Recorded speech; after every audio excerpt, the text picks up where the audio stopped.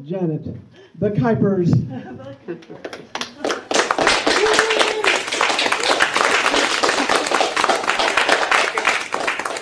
Hello again.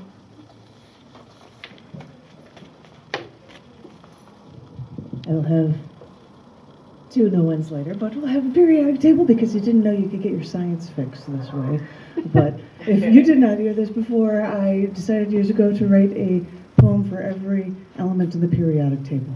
And some of them are in this book on the edge, and I'm just sharing one after another with all you lovely people. And this one is 58 in the periodic table. It's Cerium.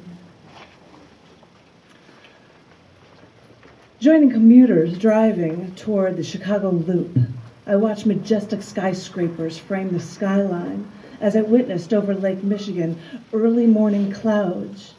Thin at the top, each cloud looked like a snow-capped mountain, framing this flatland city and surrounding the skyscraper skyline. But all those clouds were only formed in the mornings, but by the early morning weather pulling water daily from Lake Michigan. When the water is actually from the lake, it's warmer than the dew point, where the water rises until the air is cool enough so that the lake water forms those clouds. But the thing is, Lake Michigan is more than hydrogen and oxygen. At times, they even warn the actual public to not go into the unsafe water. This is the same water Chicago filters for everyone to shower in and drink. So I checked some of the studies on what was foreign, all these foreign compounds that were in Lake Michigan, what they actually contain.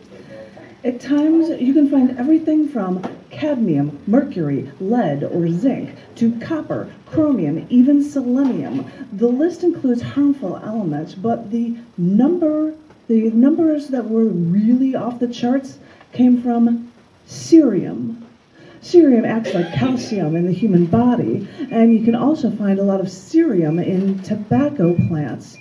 And with cerium's moderate toxicity, prolonged exposure can lead to itching, heat sensitivity, or skin lesions. And wait a minute, cerium can spontaneously ignite in the air if the air is actually hot. And you might be thinking to yourself that if cerium is in water, it should be safe, but water can't be used to stop a cerium fire, since cerium reacts with water to make hydrogen gas. Well, if cerium fire fumes are toxic, then so much for Lake Michigan being good for you, I guess, even when Chicago has multiple water purification plants. Because cerium in the water that forms on those morning clouds is one thing, but no matter the toxicity of cerium, remember that us humans are over 70% water. With all these compounds that cerium goes into, it's probably best if cerium's left to its industrial uses instead of working its way into our water.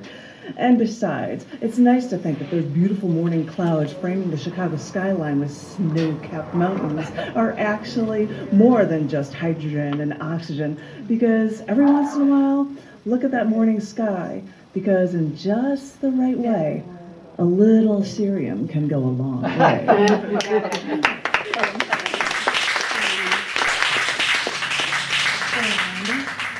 As I had said, sometimes I have short poems that I can share with you, and oftentimes they become something that I would put into an Instagram poem, and so it would be a picture that would appear somewhere. So I managed to get a web connection. I'm going to try to show the photo after I read this, two really short ones. This first one is called Explosive Energy. Your words are like another language to me, because each sound, each breath from you is an explosion of energy that accosts me, tickles my senses, and excites me for more.